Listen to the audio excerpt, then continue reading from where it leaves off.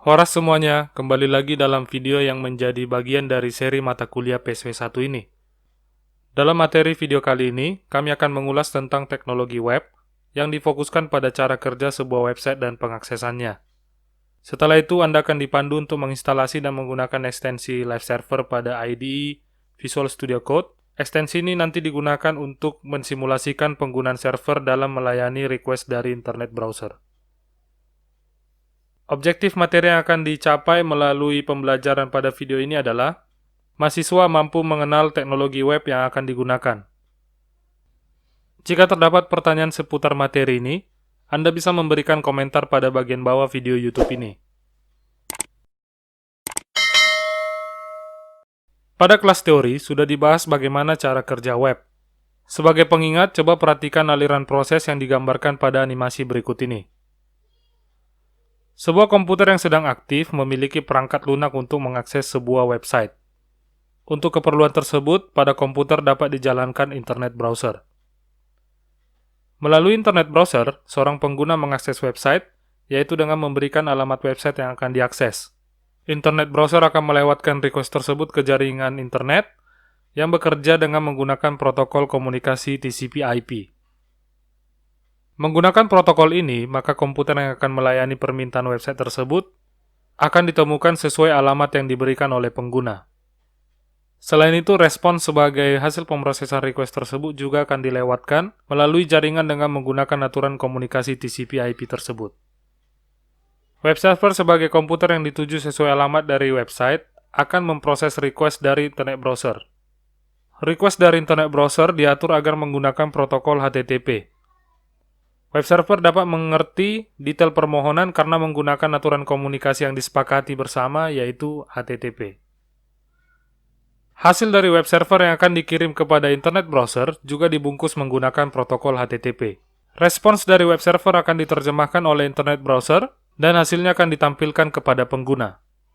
Pesan berupa HTTP request atau response dipaketkan menjadi informasi yang memiliki header dan body.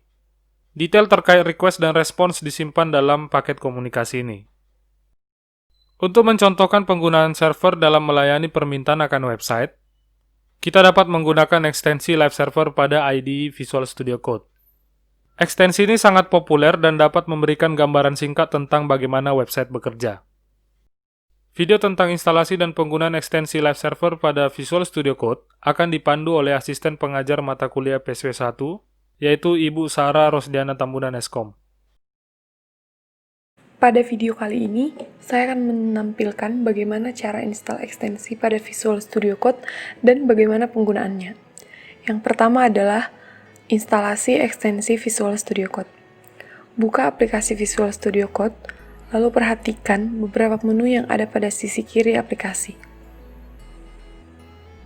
Untuk menginstal ekstensi, menu yang digunakan adalah menu yang paling bawah pada sidebar. Klik, lalu ketik nama ekstensi yang diperlukan, Live Server.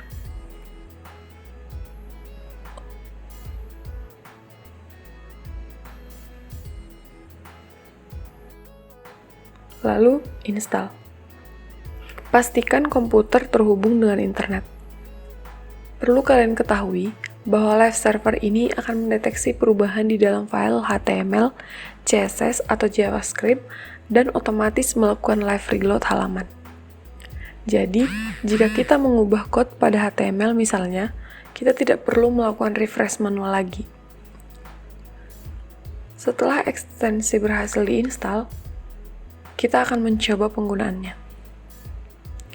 Buka file HTML yang telah dituliskan pada praktikum sesi sebelumnya.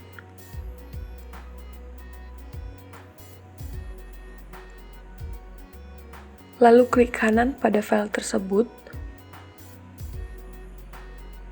Lalu pilih Open with Live Server. Jika hasilnya sudah terbuka pada browser, buka kembali kode HTML, lalu coba lakukan perubahan di dalamnya. Dapat dilihat bahwa hasil pada browser juga otomatis berubah hanya dengan kita menyimpan perubahan yang telah kita lakukan. Silakan lakukan eksplorasi terkait ekstensi lain pada Visual Studio Code dan bagaimana kegunaannya. Jika Anda perhatikan pada saat penggunaan Live Server, alamat URL pada web browser berbeda dengan kondisi di mana Anda menjalankan langsung dari file HTML tersebut. Pada kondisi file yang langsung dijalankan dari File Explorer, maka alamat URL akan berupa lokasi file pada struktur folder komputer Anda. Sementara jika menggunakan Live Server, maka alamatnya akan berbeda, berupa kombinasi IP address dan beberapa hal lain. Jadi, itu maksudnya apa? Dengan menggunakan Live Server, maka pada komputer Anda sudah terinstall sebuah web server. Ketika Live Server digunakan, file-file HTML Anda akan dijalankan seolah-olah diakses dari sebuah server. Coba perhatikan perbedaannya dengan menggunakan fitur Inspect. Oh ya, alamat URL yang muncul saat menggunakan Live Server artinya adalah http:// merupakan nama protokol komunikasi yang digunakan. 127.0.0.1 merupakan IP address atau alamat web server. Kemudian 5500 merupakan nomor kanal atau port number yang ditugasi untuk menangani permintaan layanan terhadap sebuah IP address. Dan login.html merupakan nama file yang merupakan sumber daya yang ingin diakses oleh pengguna dari web server tersebut.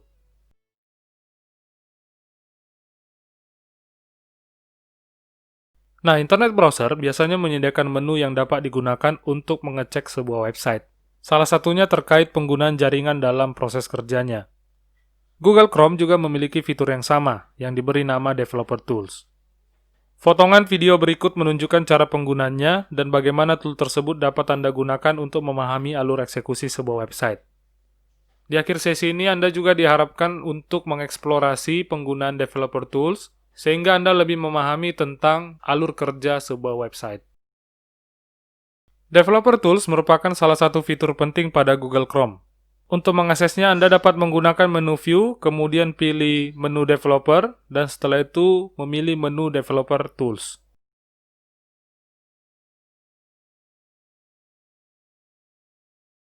Cara lain untuk melakukannya adalah dengan melakukan klik kanan pada layar aktif browser Anda, dan kemudian pilih menu Inspect.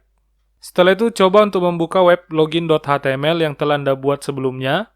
Anda akses tab Network untuk menggunakan semua fungsi terkait jaringan pada Google Chrome. Nah, di sini saya mencoba mengisi username dan password pada form login ini. Kemudian saya menekan tombol login. Di sini kita dapat melihat bahwa ada perubahan pada tampilan tab Network tersebut. Jika Anda memilih salah satu file pada daftar nama file yang terkait dengan komunikasi dengan web server, maka akan ditampilkan header, preview, response, hingga cookies yang terlibat dalam request web ini. Coba Anda pilih tab headers, dan kemudian amati apa yang ada di dalamnya. Pada headers, Anda dapat melihat informasi umum terkait request yang dilakukan oleh internet browser terhadap web server. Terdapat informasi seperti request URL, metode, kode status, hingga alamat web server yang dituju. Kemudian Anda bisa juga melihat detail header pada response dari web server.